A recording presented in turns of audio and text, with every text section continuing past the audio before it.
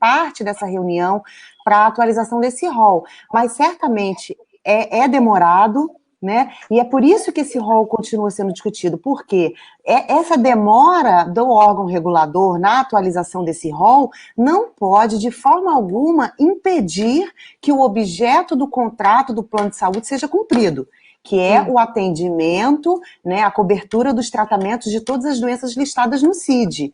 Então, quando tem esse conflito, aí, infelizmente, a justiça é chamada para avaliar, porque é uma discussão contratual. Você vai dizer se aquela cláusula que foi imposta ao consumidor, que é um contrato de adesão, né, se aquela cláusula ela é legal à luz do Código de Defesa do Consumidor, se aquela restrição de cobertura é ilegal ou não. Entendi. Uma outra decisão que eu separei para a gente conversar aqui hoje, Melissa, fala sobre pacientes autistas. A desembargadora Maria Villalba, lá na terceira Câmara de Direito Privado do Tribunal de Justiça do Ceará, ela deferiu uma tutela recursal, com efeito suspensivo, em favor da Associação Cearense que luta pelos direitos de pessoas com transtorno do espectro autista. A decisão ela determina que a operadora de saúde faça a cobertura integral de tratamento dos usuários, conforme laudo médico, sem limitação de sessões pelo rol de procedimentos da ANS e sem pagamento de coparticipação, podendo ainda o tratamento ser feito de forma domiciliar em casos de necessidade do beneficiário. Também foi reconhecido aí o direito aos usuários residentes na região metropolitana de Fortaleza a serem atendidas em seus municípios, dispensando-os da imposição da operadora de plano de saúde para que se deslocassem aí pelo custo próprio, né, tirando dinheiro aí do próprio bolso, para a capital. Então, os segurados poderiam ser atendidos aí nos seus municípios sem a necessidade de irem até a capital. Interessante essa decisão também, mais uma vez ela fala aí sobre a questão do rol e também fala sobre a questão da coparticipação. E essa decisão, ela diz que o plano de saúde deve cobrir o tratamento integral de pacientes autistas. A decisão do Ceará determina que a operadora faça a cobertura integral de tratamento dos usuários, conforme laudo médico, sem limitação de sessões pelo rol de procedimentos da Agência Nacional de Saúde.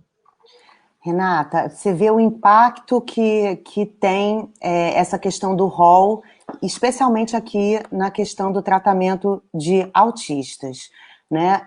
O rol, ele vale para todas as doenças, e todos então a gente tem que observar que em cada tipo de doença a gente tem uma consequência dessa questão do rol. No caso do autismo, por exemplo, você entender que o rol é taxativo, eu acho que contraria expressamente, né, a Política Nacional de Proteção dos Direitos da Pessoa com Transtorno de Espectro Autista, né, que prevê a obrigatoriedade do fornecimento de atendimento multiprofissional, né, ao paciente que é diagnosticado com autismo.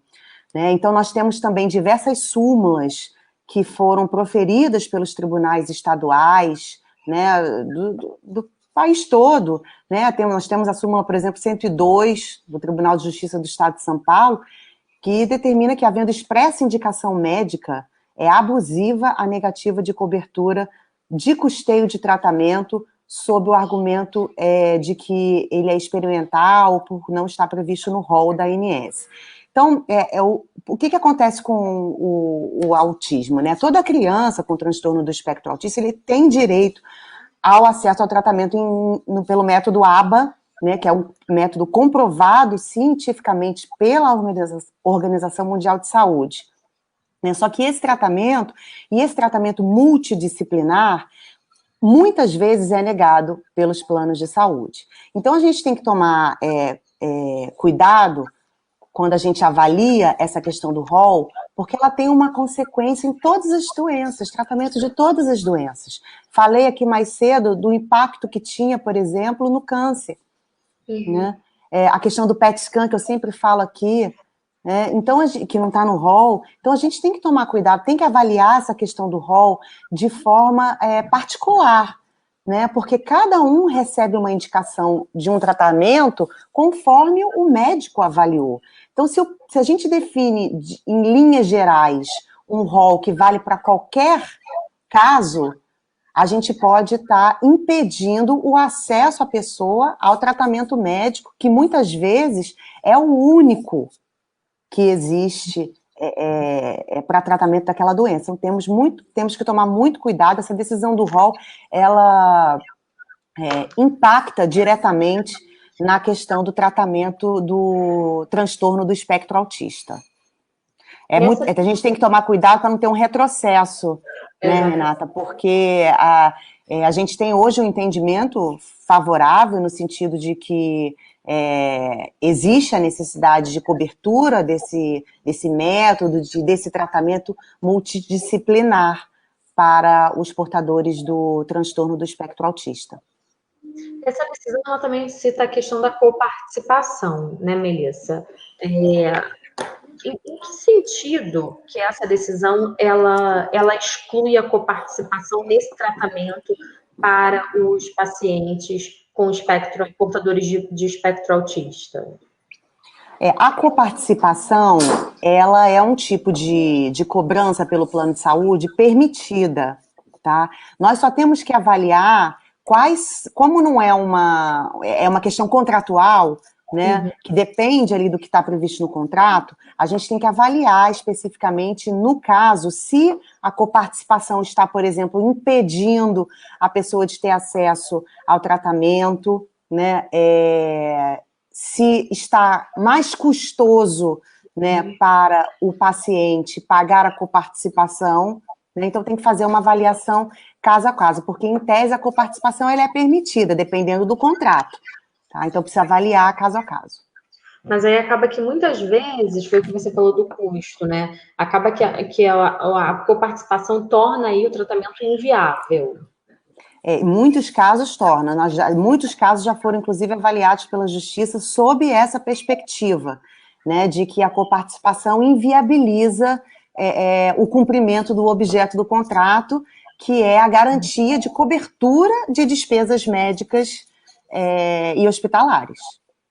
E aí, qual é a opção que o consumidor tem? Ele vai precisar, por exemplo, se ele tem uma doença que isso traz a ele um custo muito alto por causa da coparticipação.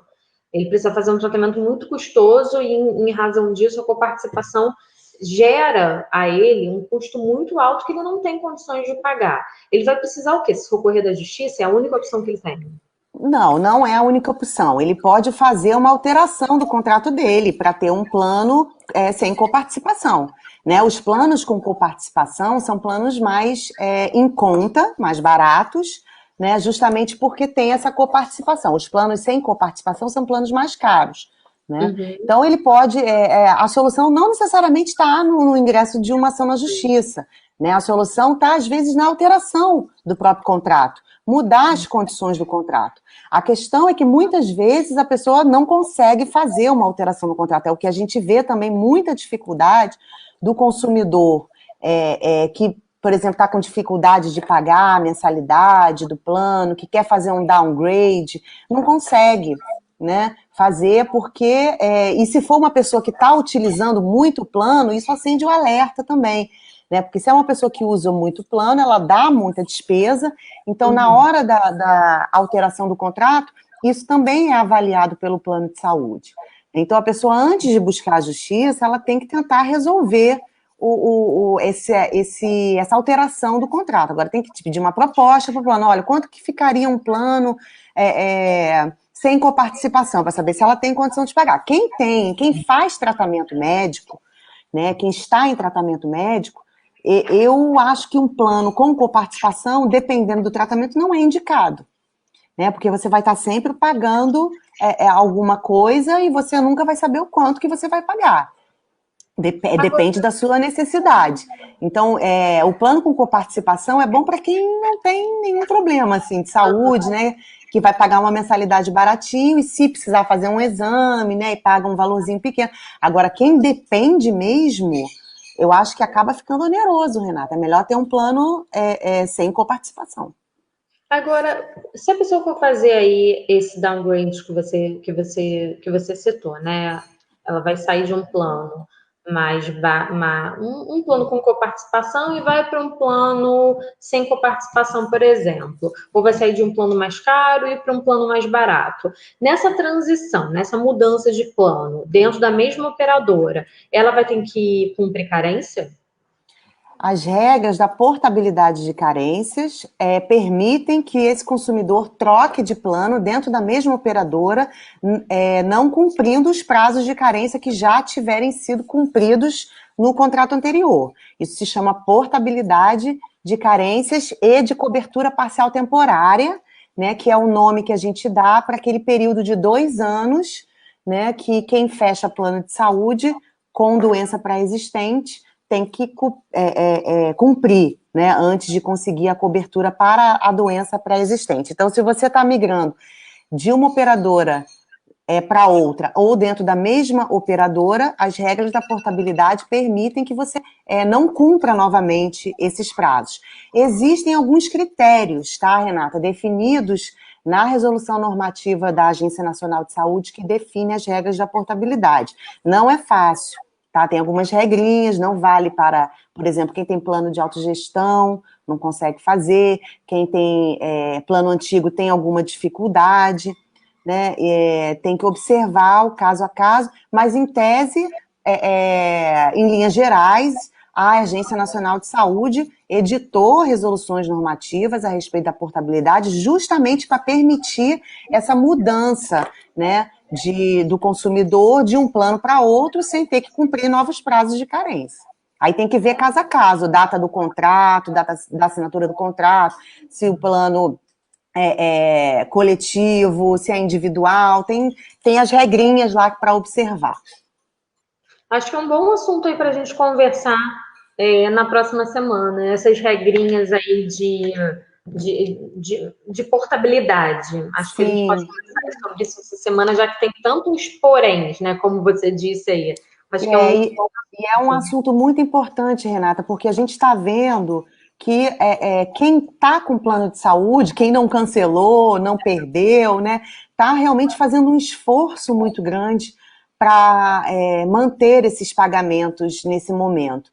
Então, Exato. eu acho fundamental que os planos de saúde estejam abertos à negociação nesse momento, né, para que a pessoa possa manter o serviço, né, ainda que numa rede reduzida, né, pagando um valor menor, mas e que se admita a portabilidade de carências, especialmente para quem mais precisa, né, quem está fazendo um tratamento médico, né, quem foi demitido, por exemplo, no meio de um tratamento médico, as pessoas mais idosas, né, essas pessoas precisam ter esse respaldo da Agência Nacional de Saúde no que tange à portabilidade de carências, para que elas possam conseguir continuar com o serviço, que senão vai cancelar, e cancelar não é bom nem para o plano, nem para o consumidor. Então a gente tem que fazer um esforço, né? Tem que haver uma conversa entre o plano de saúde e o consumidor para que possa ser feito esse downgrade e o serviço possa ser mantido. Melissa, e assim, a gente está num cenário onde está todo mundo se apertando daqui, se apertando de lá. Então, assim, a gente sabe que hoje, né, o plano, quer dizer, hoje não, já há algum tempo, o plano de saúde faz parte ali da lista de prioridades aí do brasileiro, né? Porque ninguém nunca, já há algum tempo, as pessoas não querem depender do Sistema Único de Saúde, que não é agora que ele está falido, não, já é um sistema decadente já há algum tempo, infelizmente, que é um sistema que inspirou, né, vários outros sistemas aí de saúde ao redor do mundo. Mas a gente sabe que ter um plano de saúde faz parte da lista de prioridades do brasileiro. Então, assim, as pessoas estão se apertando e a gente está. Eu tenho enviado para você aí algumas dúvidas dos nossos ouvintes, e assim, a gente já recebeu algumas dúvidas nesse sentido, de pessoas que estão trocando, fazendo alteração de planos de saúde, e essas dúvidas são as dúvidas que as pessoas têm. Ah, mas peraí, eu vou ter que cumprir carência? Qual é a melhor opção que eu faço? Inclusive, assim, recentemente a gente recebeu uma dúvida nesse sentido, e a primeira coisa que eu perguntei para a pessoa é a seguinte: Você perguntou já o plano, qual é a rede credenciada, qual é a diferença da rede credenciada que você vai ter?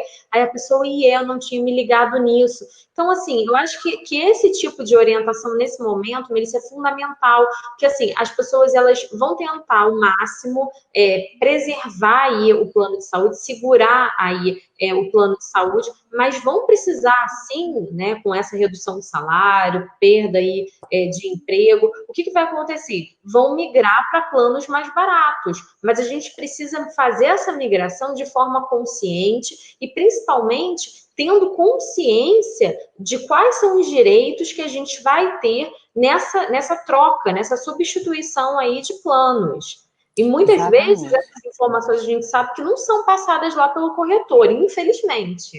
Infelizmente. Eu já vou até me adiantar no assunto e vou dizer para quem está nos ouvindo hoje que quando a gente vai contratar um plano de saúde, dá uma dica que é o seguinte, a gente tem algumas questões importantes que a gente tem que observar. Primeiro, é a segmentação que a gente chama. A gente tem planos com cobertura ambulatorial, a gente tem planos com cobertura hospitalar com ou sem obstetrícia, a gente tem a segmentação odontológica e a gente tem o plano referência, que a gente chama, que é o plano que inclui ambulatorial, hospitalar com obstetrícia, tá? E a gente tem também que observar o tipo de acomodação. O tipo de acomodação é apartamento ou enfermaria, que também altera no preço. Tudo isso que eu estou falando altera o preço do plano de saúde, tá? Outra coisa, abrangência geográfica da cobertura do plano. É municipal? É um grupo de municípios? É no estado todo? É um grupo de estados? Ou é no país todo? Né? E isso muda drasticamente o valor, porque se você quer contratar um plano, se você não viaja muito e está precisando apertar o seu orçamento, aí pode fazer alteração para ser atendido só num grupo de municípios ou só no seu município. Né? Esse tipo de alteração, a pessoa tem que pedir um orçamento para o plano de saúde. O meu plano é apartamento. Se eu precisar mudar para enfermaria, quanto que vai reduzir o preço? O meu plano é nacional. Se eu for só ser atendida aqui no meu município, quanto que vai mudar? Então, a pessoa tem que buscar essas informações junto ao plano de saúde, ao corretor, que está representando ali o plano de saúde. Então, o corretor ele tem que dar essa informação para o consumidor. Agora, o consumidor tem que conhecer, né? Ele tem que saber o que influencia no plano. Né? E aqui a gente dá todas essas dicas, porque eu tenho visto, Renata, que muita gente mesmo está buscando mudar o seu plano de saúde nesse momento de crise, reduzir um pouco a cobertura. E eu tenho visto muita dificuldade dos usuários em conseguir conversar com o plano de saúde. Então, é muito importante a gente tratar essas dicas, né? Como é que o consumidor, o nosso ouvinte aqui, pode conseguir fazer essa alteração do contrato. Sempre se tiver alguma dificuldade, a gente sempre fala aqui, né, Renata? Denunciar na Agência Nacional de Saúde, obter uma resposta junto da ANS, né, para subsidiar ali a sua decisão também, porque é importante, o órgão regulador. Exatamente, é muito importante que a gente passe para todos os nossos ouvintes aí essas dicas, e a gente já adiantou aí um pouquinho do assunto que a gente vai tratar na próxima quarta-feira aqui com a advogada Melissa Ariel Pires, especialista em direito médico e direito à saúde. São 11h55, a gente já vai terminando o nosso programa hoje aqui, a participação da doutora Melissa Ariel Pires, mas se você tem dúvidas, manda para a gente pelo nosso WhatsApp 99328 ou pelo nosso e-mail atlanos@reclamaradianta.com.br, inclusive sobre esse assunto que a gente vai discutir na semana que vem, que a gente esclarece aqui a sua dúvida com a advogada Melissa Ariel Pires. Melissa, queria agradecer mais uma vez a sua participação aqui com a gente no Reclamar Adianta, me despedir de você pedindo para que você compartilhe aí com os nossos ouvintes os seus contatos e suas redes sociais. Renata, sempre prazer estar aqui com vocês, toda quarta-feira. Obrigada aí pela companhia dos nossos ouvintes e a participação dos nossos ouvintes hoje. A minha rede social está aí, Ariel Pires, _Direito à Saúde. Lá tem muita informação a respeito de direito à saúde. Quem quiser é só consultar, curtir, compartilhar e acompanhar a gente aqui às quartas-feiras. Muito obrigada. Um abraço, um beijo para todos vocês e até a semana que vem. Eu que agradeço, Melissa. Um beijo grande. A gente se encontra na próxima quarta aqui no programa Reclamar Adianta. Tchau, tchau. Tchau.